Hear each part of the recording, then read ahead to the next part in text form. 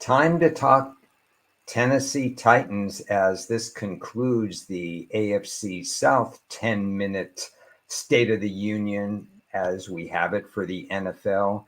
And in this presentation, I'm going to be talking about a lot of things I don't like about Tennessee and a lot of under the radar things that make Tennessee a little bit interesting. They're not going to be talked about much when it comes to divisional futures or season win futures, but I can make a case either way. So let's get started with the Tennessee Titans. When last seen, Mike Vrabel was shown the door. A very respected coach, very rules oriented. He knew how to exploit the rules to his advantage. Pretty good defense, very good defense against the run, a little bit lax against the pass. Not a very good draft history, squandering draft choices, trading up and down, conflict constantly with the GM and with the head coach, and that led to his ouster. So here we are. Tennessee, now considered the fourth best team in a very weak division. Last we saw, not much of an offense. They're going to be starting Will Levis, who has only a handful of starts, an internal clock that was concerning at Kentucky, and they are going to need to have that offensive line overachieve in order to protect him to the fullest, in order to get the most out of the offense.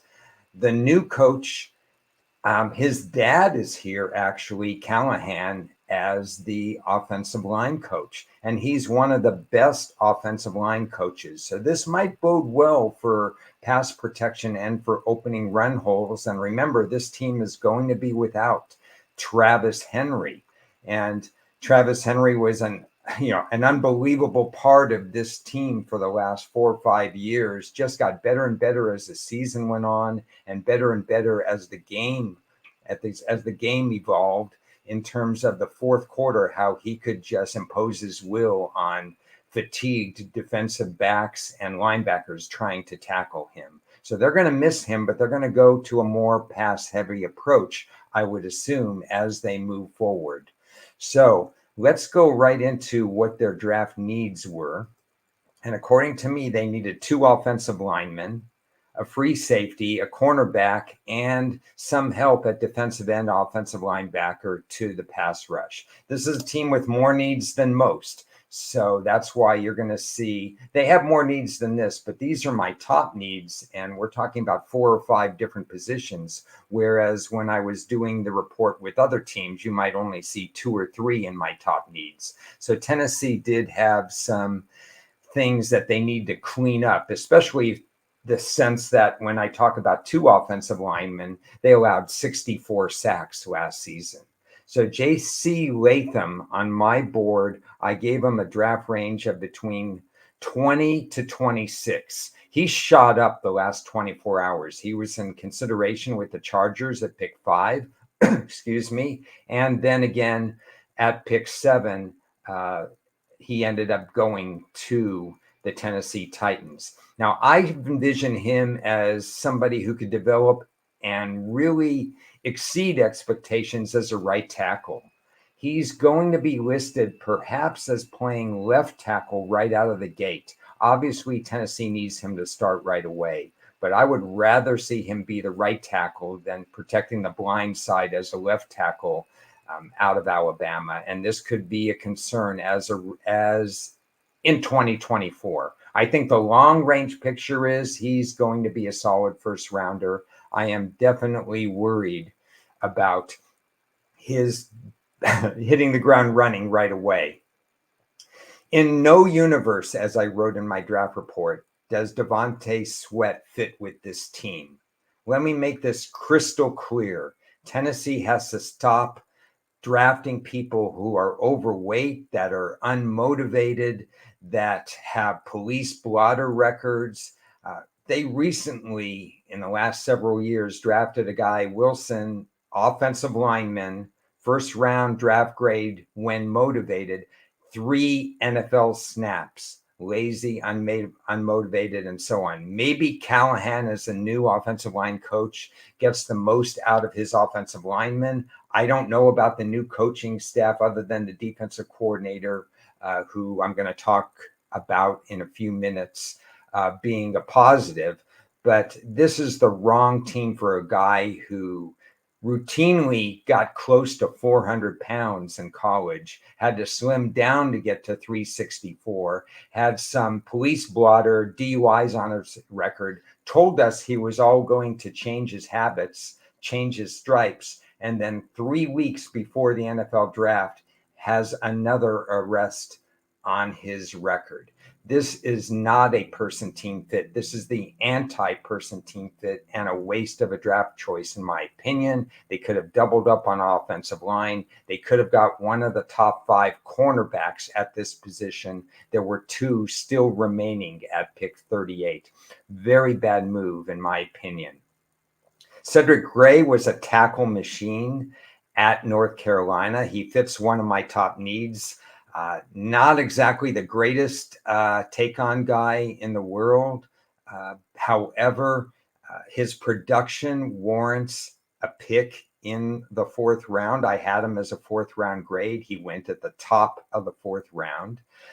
I sort of like Jarvis Browntree as a guy who could develop because it hits a need. I'm not going to quibble about this pick, and I'm not going to quibble about the Tulane wide receiver, Jaquan Jackson, not so much as his wide receiver chops, but because he adds a return element to the team. The team needed a return specialist, and we all know the kickoff rules are different now. And so I do feel that this is a good enough move at pick 182. I have no problem with that pick. My problem is I wish they would have done a little bit more with their first 4 picks, especially picks 2, 3, and 4. James Williams underachieved to me at Miami, highly touted prospect. Miami of Florida, they've constantly won the recruiting battle, but they haven't put it together on the field. I think this is another person team unfit. I think he would be better suited to go somewhere else. Adding an edge rusher isn't necessarily a bad idea at the end of the draft. All 7 of these picks had some sort of value in terms of they should have been drafted. The 7th round picks had 7th round draft grades. This isn't a Jacksonville situation where 5 of their picks shouldn't have been drafted. All 7 of these had draft-worthy grades on my board. It's just, I think they kind of surrounded what I wanted them to do. I'd rather have 2 offensive linemen. There was no safety picked. They might have been able to pick, they should have been able to pick a higher rated cornerback.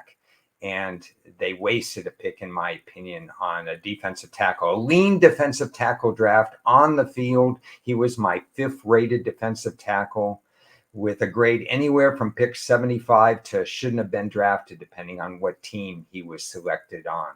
So I think Tennessee could have done more as it relates to the rest of the teams in their division. They did about the same as the rest of the teams in their division. So it's going to come down to coaching. It's going to come down to quarterback play.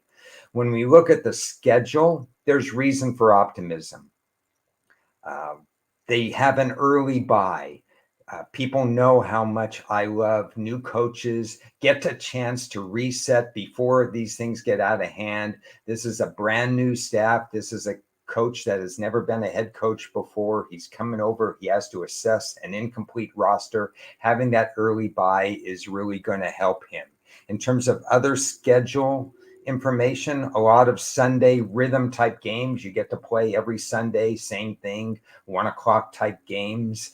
That rhythm is good for a new team. They don't have to adjust to short weeks, long weeks, Thursday games, Monday games. That helps. And they have 5 games where they have a rest advantage over their opponents, only 1 game with a rest disadvantage. So I kind of like the schedule. And I'm still not going to recommend their plus 1,000 for division, but it's very interesting, their season win total. When you look at last year's record, last year they finished 6-11. They had a minus 62 point ratio. That strictly by Pythagorean theorem standards translates to 7-10. So with this manageable schedule and maybe that 6-11 being closer to 7-10, the opener, which was 5.5 at plus money, was pretty attractive actually to Tennessee backers. It's tough to really say, gee, I want to like Tennessee. But there are these factors that favor them, even though the draft did them no favors. Right now, you're looking at more of a 6.5, still plus money, but you're not at 5.5 anymore. You're pretty much at 6.5 with their season win total. But I would still lean at least to the overs. No recommendation at this time. If you look at my particular final thoughts, it goes like this. The roster is still not ideal. They're going to have growing pains, even though they drafted a first-round offensive tackle. They're going to have growing pains protecting a quarterback with just a few starts and potentially an internal clock problem, who has been known to force a few throws. I think turnovers might spike up. To put it bluntly, they have a raw offensive tackle, an overweight defensive tackle, and they did draft a return specialist. I haven't talked about the defensive coordinator, Denard. He promises an attack-style defense. I personally endorse this 1,000%. I've seen Tennessee play that cover zero. I've seen them with high 60s, 68 on average for their pass defense. I think Denard brings a more of an in-your-face defense. If some of the guys like Stingley can stay healthy, they didn't exactly combat head on the cornerback room in this draft or in free agency. But if they can stay healthy back there, I think that the cornerbacks that they have are going to thrive in attack mode. I like that. I'm going to look at August. I encourage everybody to look at how they perform in August and in early September to see whether or not they indeed can, with this press coverage, can force more turnovers, can maybe do something on the defensive end, on the back end of the defense, that just by coaching alone moves them up. Under the radar schedule edges, we've talked about the keys: quarterback development, which I'm worried about, offensive protection, which I'm worried about. I would be 60-40 more in favor of Tennessee, but I have to see how this plays out in August and in early September. I think they can move up in the AFC South, but there's going to be tremendous growing pains for the offense and for the roster as a whole. It still is an incomplete roster. That's my take on the Tennessee Titans. 2 more shows are coming today. Catch the Denver Broncos and catch the Kansas City Chiefs. Beginning at noon, probably 12:05 Pacific time, we'll do Denver. And then about 15 minutes after the completion of that show, I'll go back and do Kansas City. Ambitious 4 teams slated for today, but you can catch them all on replay on YouTube. Subscribe, like, put your comments in. Anything I can ask, anything you want to ask that I can answer afterwards, I'm happy to do so. Thanks for watching my Tennessee Titans 10+ minute State of the Union.